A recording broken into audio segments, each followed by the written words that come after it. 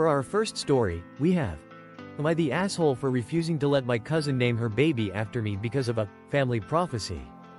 I, 23 female, have a cousin, Lila, 25 female, who is very into family lore, spiritual omens, and old prophecies that have been passed down through our great-grandmother's side.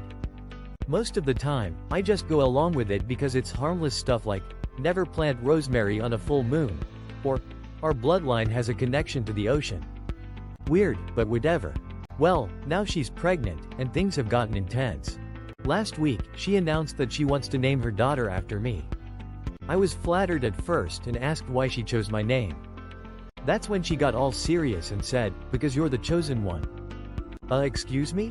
She explained that according to a family prophecy, a girl born into our bloodline with my name would have a great spiritual awakening, unlock ancient family powers, and become the protector of our lineage. I laughed, thinking she was joking. She wasn't. She said she felt her baby was meant to be the true heir to the prophecy, and by giving her my name, she could absorb my connection to whatever mystical forces our great-grandmother supposedly tapped into. Then she got weirdly intense and said, I need you to release the name to her. I asked what that meant, and she said that for the magic to work, I needed to stop using my name and let it fully belong to her daughter. I was like, Lila, you want me to give up my own name? Quote? She nodded and said I could pick a new one, something neutral and mundane, so I wouldn't compete for the energy. I thought this was absolutely insane and told her, hell no. My name is my name. She got really upset and said I was being selfish with my spiritual destiny, and that I should be honored that her child was meant to fulfill the prophecy.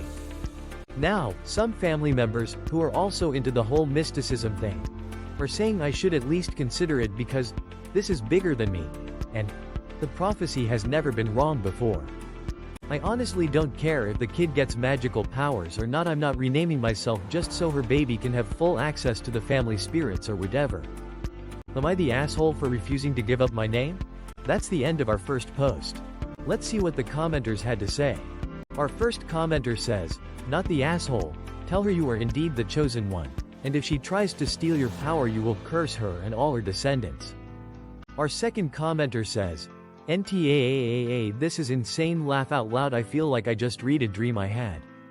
Keep your name, she can name her baby something else, that's crazy dude. Our third commenter says, this is the third crazy spiritual, outrageous ask post I've seen. Someone is feeding weird prompts. The others were ancient sourdough and coworker shadow healing. For our second story, we got an offer on a house, our friends asked if they can move in. My husband and I received the notice that our offer was accepted. We're super excited and started sharing the news with our close friends and family. One of our friends who is going back to school in our state said congrats and then asked since the timing works out, can him and his wife come live with us for a year? My immediate gut reaction was no, because we haven't even lived in the house yet and we'd immediately have to share the space with them. They also have not shared any plans of paying rent, helping with groceries, etc. I would feel like a huge asshole telling them no and having that uncomfortable confrontation, but something tells me as first-time homeowners we'd be frustrated if we immediately let them move in when we haven't settled in ourselves.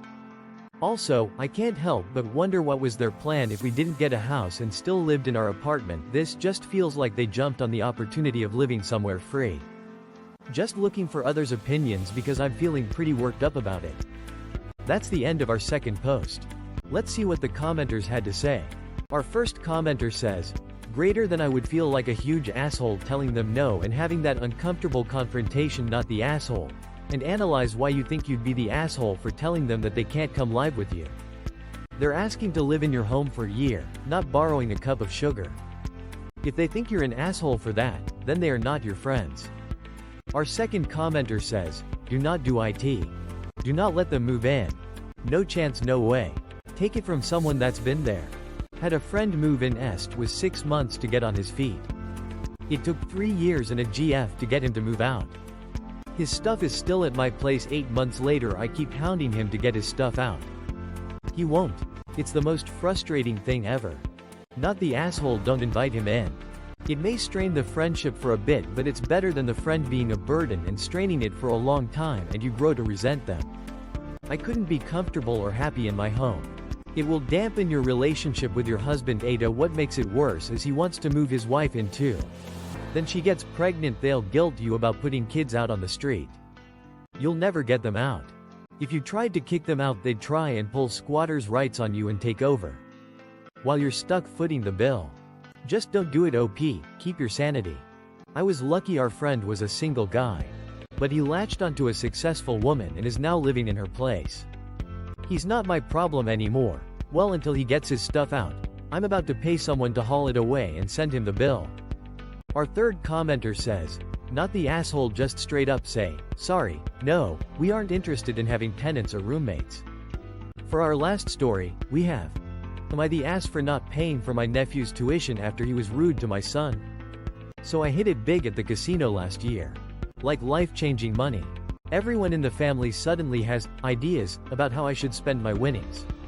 My sister's kid has been applying to state schools. He was over at our place for a family barbecue last month when he started mocking my son about his gaming hobby, calling him a no-life loser, and saying he'll never move out of my basement. My son was in tears afterward.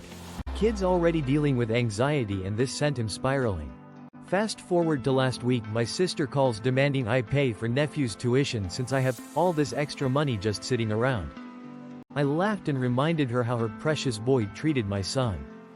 She exploded saying it was just boys being boys, and I'm destroying his future over nothing. Now the whole family's blowing up my phone saying I'm being petty and vindictive. Look, I'm not obligated to fund his education regardless, but especially not after he made my kid cry. Am I the ass? That's the end of our last post. Let's see what the commenters had to say. Our first commenter says, fuck that nephew. Buy him the book titled, Don't Be a Pompous Asshole to Your Cousin Whose Daddy Just Hit It Big at the Casino and You Just Shit the Bed. Our second commenter says, Aitah, maybe she should prepare her basement for him. Our third commenter says, 1. Contact a financial advisor. 2. Block anyone with unsolicited suggestions on what to do with your money. That's all for today. If you enjoyed, please leave a like and subscribe. Thank you, and have a wonderful day.